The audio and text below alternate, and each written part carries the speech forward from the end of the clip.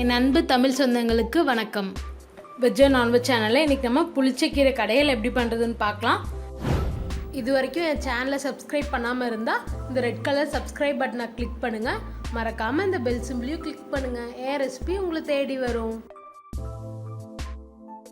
இந்த கீரையை மட்டும் தனியாக கிள்ளி எடுத்துகிட்டு நல்லா வாஷ் பண்ணி எடுத்துருக்கேன். இதில் தண்டு யூஸ் பண்ணக்கூடாது. வெறும் இந்த கீரையை மட்டும், இந்த தலையை மட்டும் பொரிச்சு எடுத்துக்கோங்க.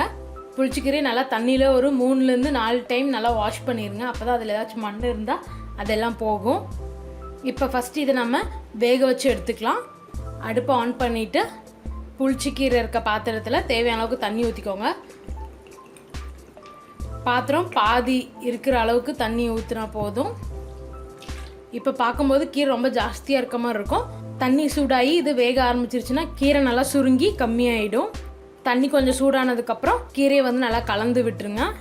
அப்போ தான் அந்த மேலே இருக்க கீரையும் தண்ணியில் பட்டு நல்லா வேகும்.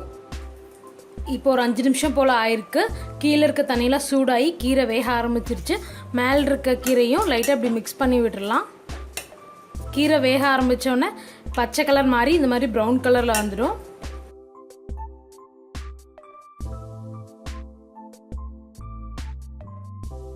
இன்னும் ஒரு 10 நிமிஷம் இருக்கட்டும். கீரை அப்போ தான் நல்லா வேகும். இந்த கீரை நீங்கள் செஞ்சு வச்சிட்டிங்கன்னா 3 டேஸ் வரைக்கும் நீங்கள் ஃப்ரிட்ஜில் கூட வைக்க வேணாம். அப்படியே வச்சிங்கன்னா கூட வந்து இது கெடாது. இதில் வந்து புளிப்புத்தன்மை இருக்கனால சீக்கிரமாக வந்து கீரை கெட்டு போகாது. ரொம்பவே டேஸ்ட்டாக இருக்கும். இந்த புளிச்சக்கீரை சாப்பிடும்போது நமக்கு கீரை குழம்பு சாப்பிட்ற டேஸ்ட்டே இருக்காது. ஒரு புளிக்குழம்பு சாப்பிட்ற மாதிரி தான் இருக்கும். கீரை பிடிக்காதவங்களுக்கு இந்த மாதிரி கீரை நீங்கள் வாங்கி செஞ்சு கொடுத்தீங்கன்னா உங்களுக்கு வந்து ரொம்பவே பிடிக்கும். லைட்டாக அந்த மாதிரி பொங்கி வர மாதிரி இருக்கும். அப்போ ஒரு வாட்டி நல்லா கலந்து விட்டுருங்க. இப்போ 10 நிமிஷம் போல் ஆயிடுச்சு. கீரை நல்லா வெந்திருக்கு. கீரை எடுத்து லைட்டாக அப்படி மசிச்சிங்கன்னா பாருங்கள் எப்படி மசிஞ்சு இருக்குன்ட்டு. அப்படின்னா உங்களுக்கு கீரை வெந்துருச்சுன்னு அர்த்தம். இப்படி நீங்கள் பார்த்துக்கலாம் கீரை வெந்துருச்சா இல்லையான்ட்டு. எல்லாம் கீரையாக இருந்தால் ரொம்பவே சீக்கிரம் வெந்துடும். கொஞ்சம் நடுத்தரமாக இருந்தால் வேகிறதுக்கு லேட் ஆகும். இந்த மாதிரி நீங்கள் செஞ்சு பார்த்து கண்டுபிடிச்சிக்கோங்க. இப்போ நம்ம இந்த தண்ணியை வடிகட்டிட்டு கீரையை மட்டும் எடுத்து வச்சுக்கலாம். ஒரு பேன் வச்சு சூடானதும் அதில் 4 டீஸ்பூன் அளவுக்கு எண்ணெய் ஊற்றிக்கலாம். எண்ணெய் சூடாகிடுச்சு. இப்போ அது கூட கொஞ்சமாக கடுகு சேர்த்துக்கலாம். கடுகு பொரிஞ்சிருச்சு. இப்போ அது கூட 3/4 கப் அளவுக்கு சின்ன வெங்காயம், 5 பல் பூண்டு ரெண்டையும் சின்ன சின்னதாக கட் பண்ணி வச்சுருக்கேன். அதை சேர்த்துடலாம். வெங்காயத்தை நல்லா வதக்கிக்கலாம். இந்த ரெசிபிக்கு கண்டிப்பாக சின்ன வெங்காயம் தான் யூஸ் பண்ணணும். நம்ம எந்த அளவுக்கு சின்ன வெங்காயம் யூஸ் பண்ணுறோமோ அந்த அளவுக்கு டேஸ்ட் ரொம்ப நல்லாயிருக்கும். கூடவே 4 காஞ்ச மிளகாயை சின்ன சின்னதாக கிள்ளி வச்சுருக்கேன். அதையும் சேர்த்துடலாம்.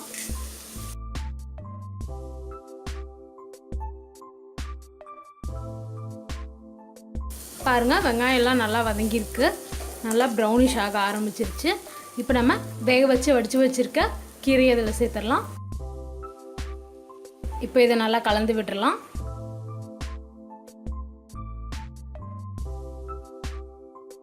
இப்போ இது கூட கொஞ்சமாக ஒரு 1/2 கப் அளவுக்கு தண்ணி.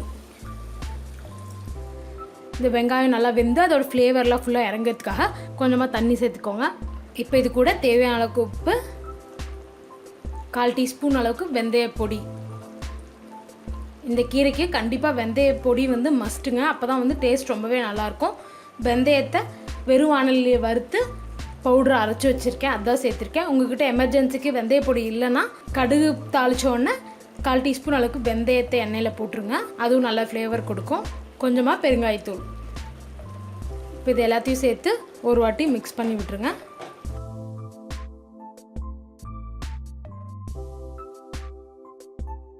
இந்த தண்ணியெல்லாம் வற்றி எல்லாம் நல்லா ஒன்று சேர்ந்து வரட்டும். அது வரைக்கும் இருக்கட்டும். பாருங்கள் தண்ணியெல்லாம் வற்றி நல்லா எல்லாம் ஒன்று சேர்ந்து வந்துருச்சு. இப்போ நம்ம அடுப்பை ஆஃப் பண்ணிடலாம்.